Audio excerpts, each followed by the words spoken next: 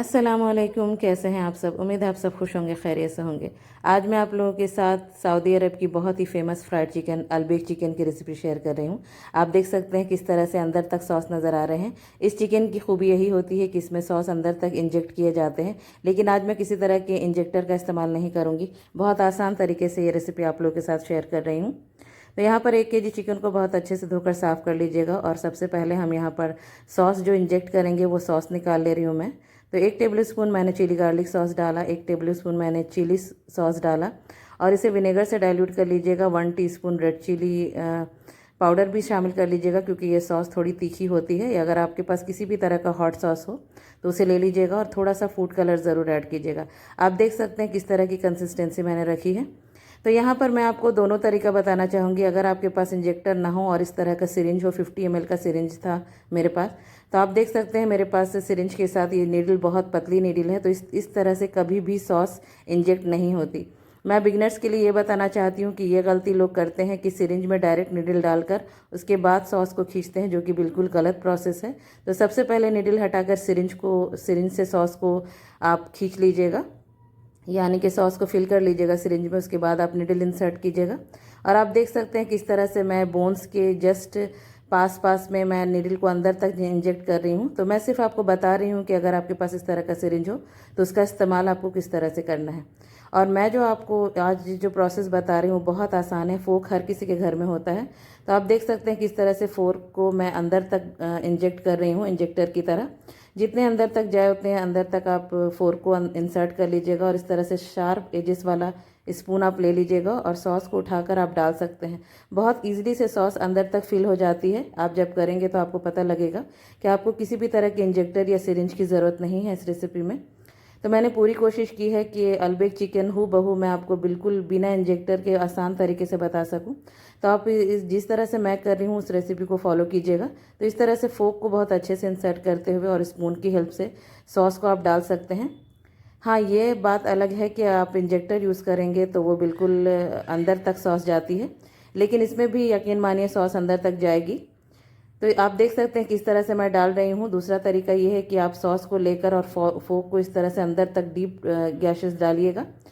घबराइएगा मत, इससे चिकन टेयर भी होगी तो हम इसे फिर मैदे में कोट करेंगे।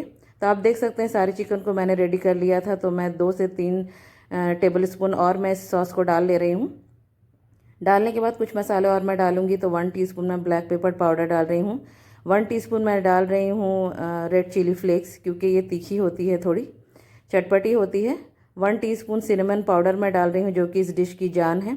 नमक अपने टेस्ट के अकॉर्डिंग डाल लीजिएगा और 1 टेबल स्पून फ्रेश लहसुन अदरक का पेस्ट डालकर इसे बहुत अच्छे से मिक्स कर लीजिएगा। मिक्स करने के बाद अब हम इसका एक और सॉल्यूशन बनाएंगे, जो कि बहुत इंपॉर्टेंट पार्ट है इस चिकन के लिए, जो कि इसको बहुत जूसी बनाएगा।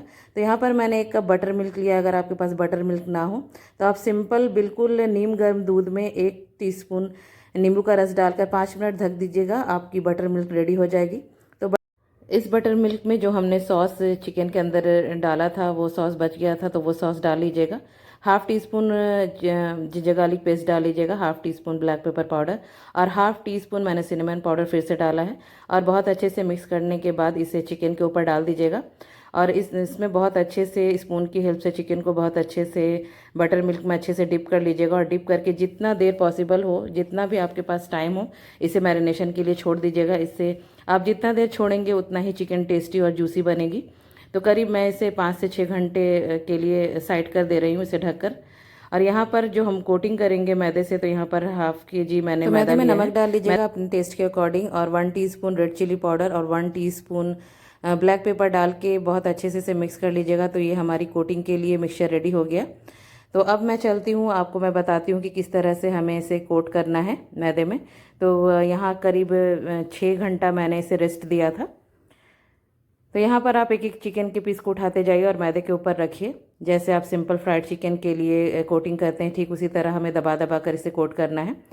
तो चूँकि मैं हमेशा सिंगल कोटिंग करती हूँ, आपकी मर्ज़ी हो तो डबल कोटिंग कर लीजिएगा।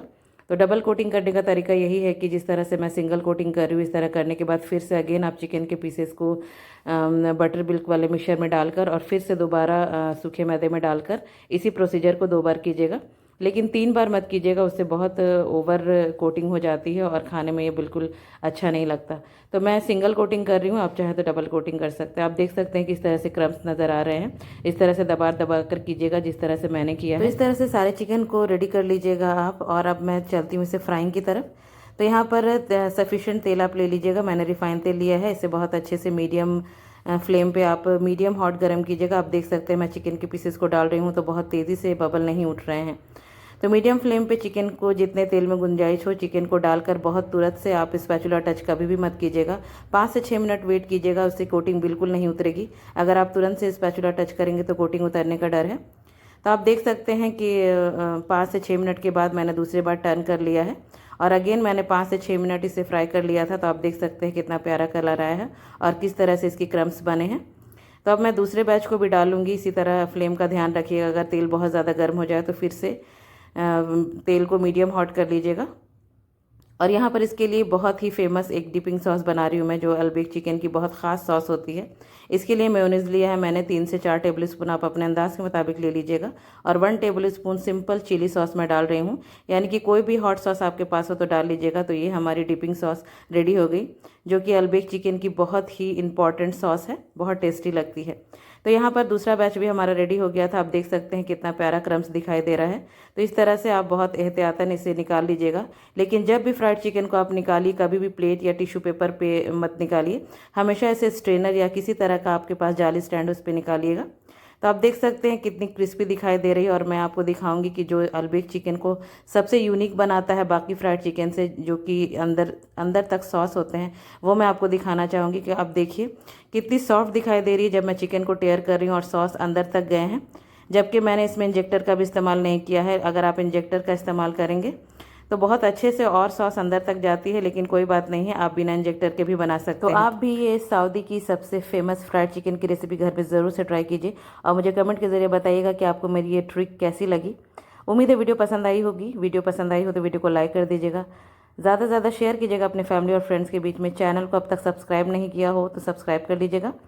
मिलती हूँ नेक्स्ट वीडियो में इसी तरह की आसान और मज़ेदार रेसिपीज़ के साथ बहुत जल्द इंशाल्लाह। दुआओं में याद रखिए। अल्लाह हाफिज़।